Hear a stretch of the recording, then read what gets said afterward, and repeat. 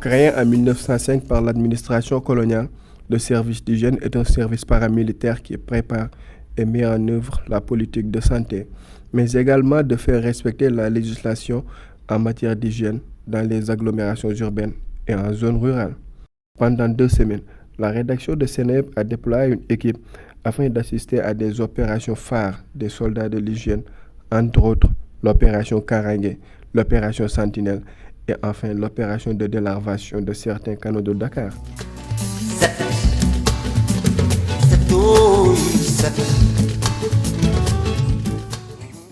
Le plan Karangue, c'est la densification des mesures de police de l'hygiène. Ça permet de mutualiser les moyens en termes de ressources humaines et logistiques. Et vous l'avez couvert ces derniers temps dans la commune de Médina. On a investi l'ensemble des communes de notre département, 19 communes. Donc, on part avec les moyens organiques et l'ensemble de la brigade attaque une commune donnée. Pour renforcer le contrôle de la sécurité des voies publiques, lutter contre les dépôts de gravats, les dépôts de ferraille, d'épaves, d'ordures, vidange de force sur la voie publique, qui sont considérés en droit sénégalais comme des délits. C'est des délits parce que les peines d'emprisonnement, c'est 1 mois à 2 ans, et les peines d'amende, c'est de 200 000 à 2 millions.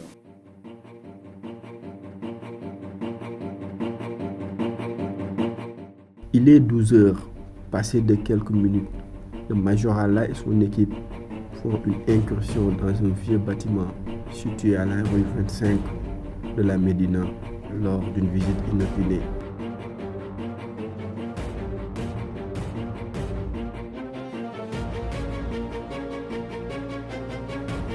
À la surprise générale, cette maison abrite une entreprise clandestine de fabrique d'eau qui ne respecte aucune norme du code de l'hygiène. Pire, le propriétaire des lieux se ravitaille par le biais d'un dispositif branché dans un robinet niché dans une toilette insalubre qui dégage une odeur nauséabonde.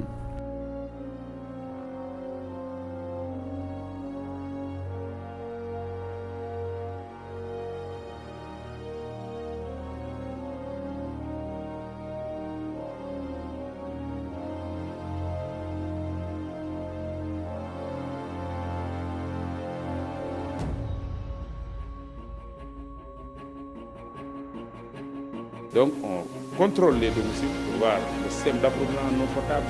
Est-ce qu'il y a un bon système d'assistance? Est-ce que le nettoiement général? Est-ce que les poubelles sont bien conservées? Les ordures sont bien conservées dans les poubelles? Tout ça, c'est le contrôle renforcé dans le domicile. Vous l'avez constaté la fois passée quand on intervient dans le territoire de la commune de Médina. Mais le plan Karangue aussi s'intéresse au contrôle technique et scientifique de l'eau de boisson. Parce qu'il y a beaucoup d'établissements de fabrique d'eau qui ne respectent pas parfois les normes. On est là dans le cadre quotidien de nos missions pour les contrôles, mais ce contrôle est densifié dans le cadre du plan Karangue. Dans le contrôle technique, on va voir la source d'approvisionnement. Est-ce que c'est l'eau de la SDE? Est-ce que c'est les pompes Diambar? Est-ce que c'est un puits? En tout cas, la source d'approvisionnement est regardée, vérifiée par l'agent d'hygiène. Pour l'opération Karangue, il s'agissait d'apporter une réponse sur l'insalubrité dans les domiciles, dans les voies publiques, mais également dans les établissements de fabrique d'eau. Après cette opération Karangue, l'équipe du service départemental a enchaîné avec l'opération Sentinelle. Cette dernière visait exclusivement de contrôler les visites médicales des vendeurs d'aliments, contrôler leurs port vestimentaires, mais également les denrées périssables que certains vendeurs mal intentionnés tentent d'écouler sur le marché. yow lan la ci wax lan moo tax nga war a wut ci visite médicale. certificat médical. waaw. parce que tout ce que ngeen laaj. waaw lan moo tax ñu koy laaj. voilà. pour la nga xam. pour la dafa ne képp ku yëngu ci wàllum jaay lekk. da nga war a yor visite médicale buy wane ne sa yaram amul benn jàngoro buy wàlle. bu jeexee 6 mois après nga dem renouveler ko. parce que ci diggante boobu noonu mun nga amaat même feebar.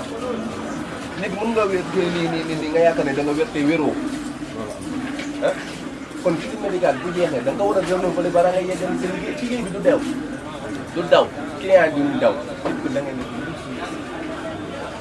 visite médicale bi jeex na démb nga yegg si nga ñëw rek tàmbali liggéey bi du noonu ñu fa weesoo nag yoon dala ci daan nag kaw loolu dégg nga defar dinaa ba ñëw. mais ñoom boo demee duñu la ko jox tey. dinañ la ko jox tey. ah waaw. même boo ci brigade bi sax brigade service d'hygiène boo demee ñu defar la parce que docteur bi mu xool mu seetu la jox la kayit bi wane nii nga wala nii la. su fekkente ne am nga feebar mu ne la am nga feebar su fekkee ne amoo feebar mu ne la amoo feebar. amul problème kon ranger li nga dem def ci ko léegi waaw. Le dispositif sanitaire, c'est un mécanisme conçu, doté de moyens organiques, guidé par la mobilité, avec l'installation d'un polygone de salubrité au niveau des marchés et gares de la place, pour renforcer le contrôle de la sécurité des lieux, mais également l'innocuité et la sécurité des denrées alimentaires. Le dispositif est divisé en deux branches. Il y a une branche de police administrative et une branche de police d'hygiène. La branche police administrative va aller au niveau de la mairie pour recueillir des informations sur les équipements marchands. Ensuite, cette police administrative part dans le marché avec les délégués pour vérifier concrètement ce qui se passe en termes administratifs dans la gestion de l'hygiène. S'il y a des défaillances, des rapports sont établis et inviter l'autre de police de prendre des mesures de retraitement, ça c'est la branche administrative. L'autre volet, c'est la police de l'hygiène.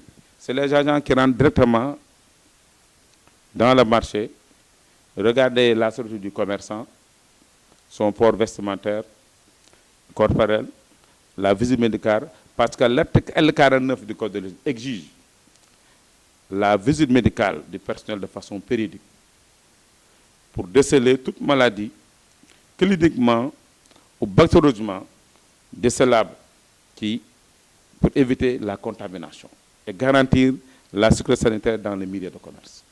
waa service d'hygiène ñoom moom garaaw dañuy ñëw di xool wàllu ginaar yeeg yooyu rek dañuy ñëw di compter ne ginaar waroo ko exposé nii te ginaar yi ñoom bu ñu koy soog a suqi nii il faut que na teg ko ni ba mu wow ñu soog ko mën a dugal frigo bi waaw te ñu bu ñu tegee nii même pas une heure temps dañ koy dugal frigo bi waaw loolu rek la amul lu ay du benn problème moom. jaar nañ fi waaw. ah ñoo ngi contrôlé war naa leen médical bi normal après ñu ma xoolal date bi xool ba bagage yi date yi jeex ma jox leen yëpp gis ñu date bu jeex. tey nag si ginaar lañ ñu indi problème nii ginaar dañu ko war a muur ndax buñ ko tegee ni yoon santaane wu ngeen teg ko ni dañ ko war a muur loolu daal la ñu jàppee léegi nii. médical yi ma laaj ma jox naa leen sama médical après kii bi rek la ñu wax pour ginaar yi kese mooy problème bi. waa service d'hygiène non waa service d'hygiène moom mosuma leen fay gis waaw ni ñuy liggéeyee moom baax na quoi parce que vraiment am na ci. dugg ci di xool li nga xam ne nii baaxul pour nit ñi génne ko sànni ko ñuy jàpp nit ñi nga xam ne nii aussi dañ koy ñëw bu ko jox doomi aadama yi te mu yàqu vraiment loolu moom bu ñu ciy def ay jéego moom dañ koy rafetlu rek quoi. ñëpp ñu si la ñuy kii daal ndax ku jaay loo xam ne date bi baaxul tamit dañaa war a teg si yoon loolu c'est normal ndax am na ñoo xam ne bitig yoo xam ne da ngay dugg su fa date yu jeex te loolu baaxul si wér-gu-yaram tamit. ñu gën a contrôler daal chaque weer daal bu ñu ko mënee ñi ñëw xool. am ñoo xam ne moom seen date li muy jeex bari na te ñu ngi koy jaay nit ñi léegi da nga koy jaay nit mu dem ba këram tam toggal ko njabootam du am si lu ko neex. ni ma leen gisee moom vraiment seen kii yi dafa mel ni dafa des quoi seen effectif yi dafa mel ni dafa des quoi. Les moyens ne sont jamais suffisants dans aucun État, même dans les pays les plus développés. On a des moyens limités, mais on a l'engagement, l'abnégation, la lucidité et l'amour du service. Ça tempère ce manque de moyens et ça nous permet d'avoir des résultats extrêmement importants. Et puis, l'État, on n'est pas seul. Il y a le ministère qui appuie en termes de moyens.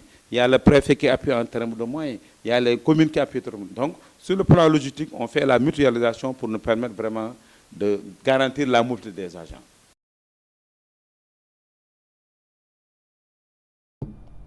Pour terminer notre immersion au cœur du dispositif technique du service d'hygiène, une opération de délarvation de certains canaux de Dakar a été réalisée.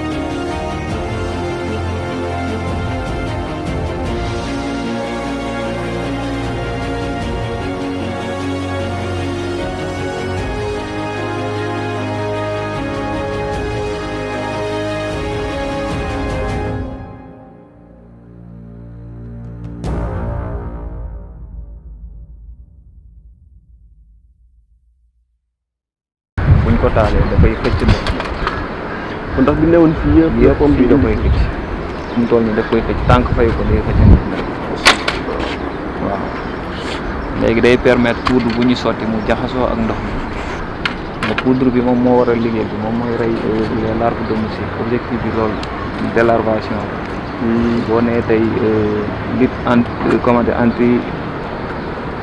antivectorielle te booy lutter contre les moustiques ñetti étape la mooy délarvation boo jugee ci étape délarvation nga def aspersion mooy bi ñuy def intradomiciliaire yi après saupoudrage mooy pulvérisation aérienne bi ñuy def. waaw bu naanee ci deret ji rek toujours rek day deret jooju moom moo koy permettre mu nen bu naanul ci deret jooju du mën a nen parce que il faut que muy naan bu lekkee bu defee accouplement ba pare léegi kii bi day nekk ci biir bi quoi mais day dem piqué deret bi naan ko bu ko naanee ba pare ci lay permettre nag mu doogay mën a am kii bu mu mën a nenee quoi loolu moo koy permettre mu nen mais bu dul loolu la du nen mais tant que jëlul ci deret ji deretu nit ki mu naan ci du mën a def kii bi quoi reproduction normale mooy waral bu defee accouplement moo tax ay boori timis yooyu à 20 heures yooyu noonu ci nga gis yooyu di wër ci bopp yi période boobu la ñuy def seen kii accouplement ñoom période boobu la ñuy sëy ci seen biir daal timis nag di ko dalee 19 heures après 20 heures yooyu noonu diggante boobu buñ paree nag mu doog a dem bu jigéen bi doog a dem matt ji dem bu góor bi dem reposer